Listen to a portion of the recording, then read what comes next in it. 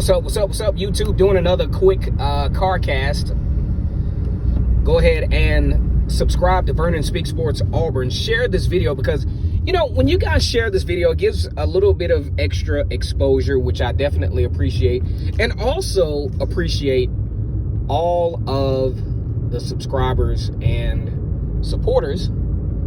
And also, my buddies over at War Report for doing an excellent video last night on Auburn and whether they will, what's the record going to be.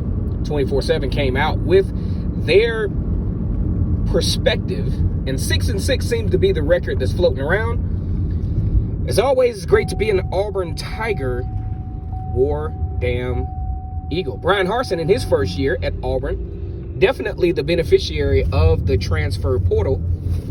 I'm going to do a video. I've been putting it off though, because I've been doing a little research on this, and I really want to deliver a pretty good video on this comparison with Bryan Harsin first year, Gus Malzahn first year.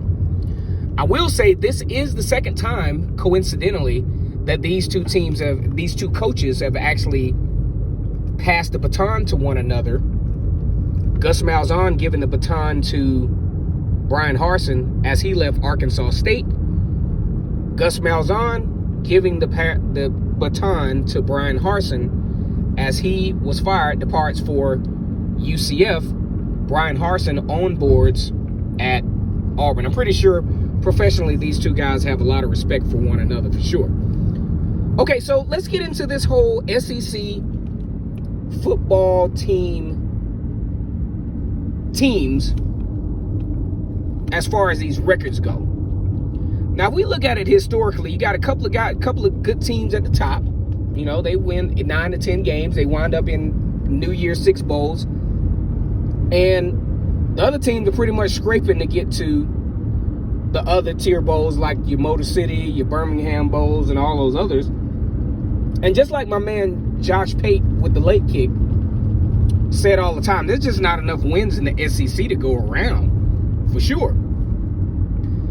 Now, when I look at a schedule like Auburn has coming into the 2021 season, not, in my opinion, not quite as brutal as 2019. I thought that was just a gauntlet for sure. Because if you look at it in 2019, Auburn had to start the season off with an Oregon team that probably should have beat them. Actually won the Pac-12 championship, right? You got a Florida team that was actually pretty good on the rise. Auburn should have won that game, though, guys. I was so pissed off when Auburn lost that game. That's the game Auburn should have won. That's the one that got away. Beat Texas A&M on the road. Texas A&M on the rise, had an injured Corbin running back. Had to depend on, I think his name is Isaiah Spiller, who's now the running back there now. But overall, I'd say a disappointing season 2019. A lot of missed opportunities there because of a lot of factors that I'm not going to piss the Auburn fan base off today in talking about, because that thing is still all rising to the top of the water right now. So let's talk about this schedule though. 6-6. Auburn. People think Auburn probably going to go 6-6. I don't know if that's a fair assessment or not, considering the fact that Auburn has really done a good job of taking advantage of the transfer portal. Got a lot of good guys. Got the especially at cornerback. Now, if you think about this,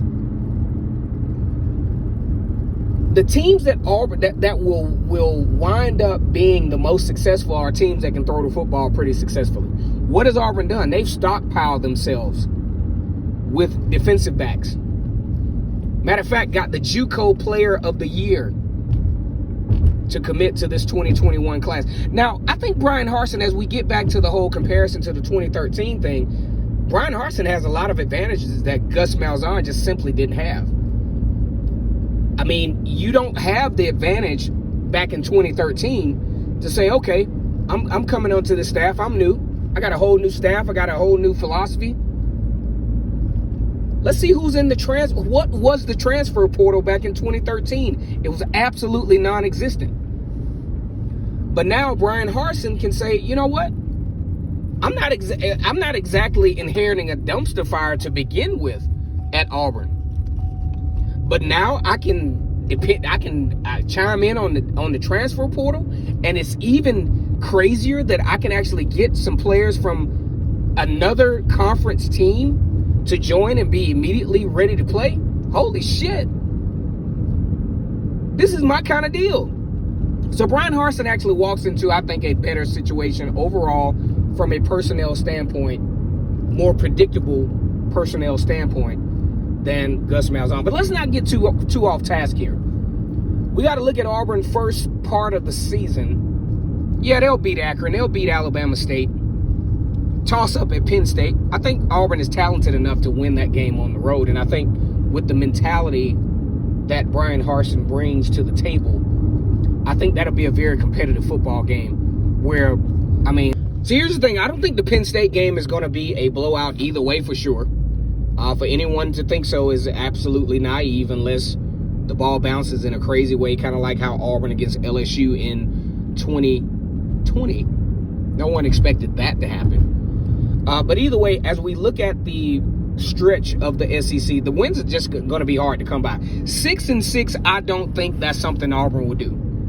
I think 7.5 to 8 wins is something that's actually pretty doable for this particular Auburn team. Why? Stockpile of, recruits from the transfer portal.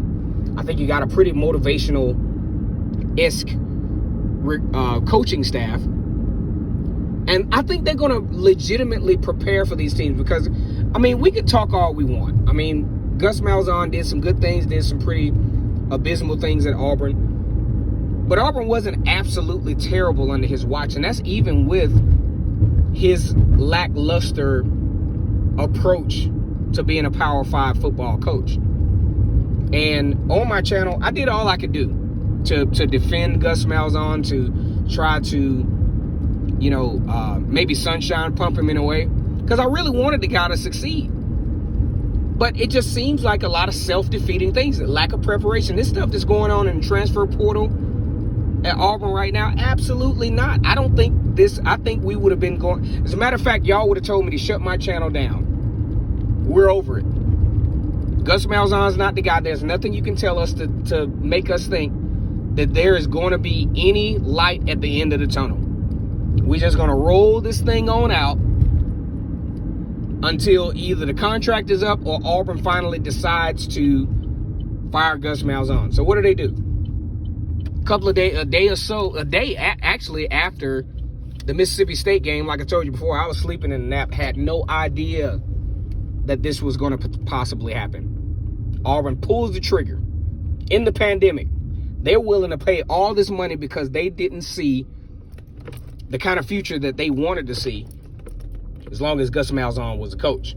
So here we are now. A few months later, we're talking about Auburn, and we're talking about what this record is going to look like. Down the stretch is going to be pretty tough. Some injuries are going to definitely play a role. You got to keep Tank Bigsby healthy. I think in games like Akron, Georgia State, Alabama State, I think once the game is in hand, take his ass out. You got to have his production. Now, as a caveat to that statement, if Auburn has to solely depend on Tank Bigsby to win games, not going to happen. Would have happened in 2013 as we do that comparison. But now, when you have teams that are throwing the football the way teams are now, 5.4 yards per carry does not have any competition to a wide receiver that's getting 16, 17 yards per catch. And they're throwing that thing at will. Right? So what do I think? What do I think about Auburn in 2021? One, I like the mentality of the football team from what I can gather from the outside looking in. Do I think this is a team that can win the SEC West? I'm going to casually say I really don't know. I don't know because I don't know how they're going to put these pieces together. And the SEC West is going to be pretty competitive this year from a talent standpoint. Do I think they can win 8 games? That's going to be even more tough as well, because you talk about a team that has to go 8-4 to win 8 games. That's including beating Penn State, a team that they will probably be predicted to lose against.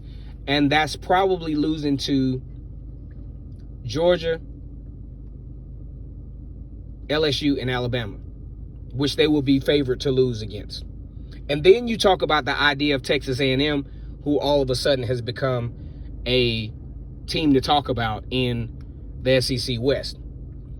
So when you put all that stuff together, I'd say with 24/7, worst case scenario